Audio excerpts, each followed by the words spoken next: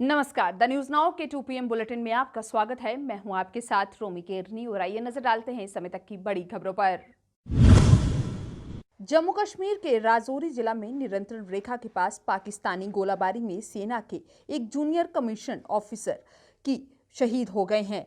बुधवार सुबह केरी सेक्टर में नियंत्रण रेखा के पास पाकिस्तानी सेना ने संघर्ष विराम का उल्लंघन किया। इस दौरान गोलाबारी में JCO शहीद हो गए। जम्मू कश्मीर की बडगाम पुलिस और सेना के 53 राष्ट्रीय राइफल्स ने मंगलवार को पीटकूट वीरवा इलाके में तलाशी अभियान के दौरान आतंकियों के 4 मददगारों को पकड़ा है।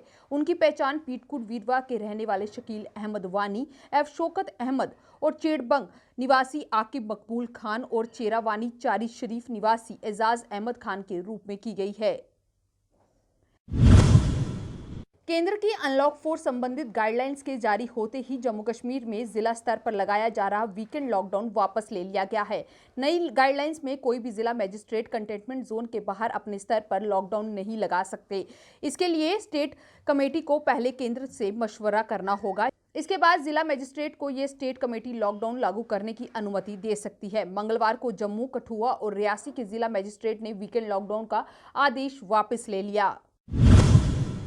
कोरोना वायरस महामारी के चलते 5 महीने वैष्णो देवी यात्रा बंद रहने के बाद 16 अगस्त से फिर से यात्रा शुरू की गई है। यात्रा शुरू होने के बाद अगस्त माह में कुल 5,584 श्रद्धालुओं ने मां वैष्णो देवी के दर्शन किए। इनमें से 3,464 श्रद्धालु जम्मू कश्मीर के थे, जबकि 1,870 श्रद्धालु देश के अन्य राज्यों के थे। प्रधानमंत्री नरेंद्र मोदी 26 सितंबर को संयुक्त राष्ट्र महासभा को संबोधित कर सकते हैं। उच्च स्तरीय बैठक के लिए वैश्विक निकाय द्वारा जारी की गई वक्ताओं की तत्कालीन सूची में ये जानकारी सामने आई है। संयुक्त राष्ट्र के 75 साल के इतिहास में पहली बार हो रहा है कि इस साल वार्षिक महासभा का स्तर ऑनलाइन माध्यम से आयोजित होगा और देशों एवं सरकारों के प्रमुख कोरोना वायरस वैश्विक महामारी की वजह से शारीरिक तौर पर इस सभा में नहीं जुट पाएंगे। कांग्रेस के पूर्व अध्यक्ष राहुल गांधी ने एक बार फिर प्रधानमंत्री नरेंद्र मोदी पर ट्वीट के जरिए हमला बोला है। पिछले कुछ दिनों में राहुल लगातार प्रधानमंत्री पर हमलावर रुख अपनाए हुए हैं। राहुल ने बुधवार यानी आज देश में कोरोना के बढ़ते मामले, गिरती GDP और चीन की घुसपैठ के मुद्दे पर ट्वीट कर प्रधानमंत्री पर निशाना साधा।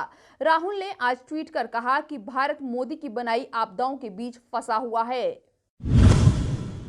भारत में कोविड-19 के मामले 37 लाख के आंकड़े को पार कर चुके हैं। बुधवार को एक बार फिर कोरोना संक्रमण के मामलों में बड़ा उछाल देखने को मिला। बुधवार को एक दिन में 78,357 नए मामले सामने आए हैं। वहीं अच्छी बात यह है कि संक्रमण से स्वस्थ होने वाले लोगों की संख्या 29 लाख से ज्यादा हो गई है और जांच में भी तेजी आई है। चीन द्वारा की जा रही घुसपैठ की कोशिशों के चलते सीमा पर एक बार फिर तनाव की स्थिति पैदा हो गई है। वहीं पर सीमा पर तनाव की स्थिति को देखते हुए दोनों देशों के बीच आज फिर सुबह 10 बजे से चुशुल मुलोडो में ब्रिगेड कमांडर स्तर की बैठक शुरू हो गई है। मंगलवार को भी चुशुल मुलोडो में ब्रिगेड कमांडर स्तर की वार्ता हुई थी। सूत्रों ने इसकी जानकारी दी है। इस समय के 2 PM बुलेटिन में बस इतना ही। आप जुड़े रहें द न्यूज नाउ के साथ बाकी अपडेट्स के लिए।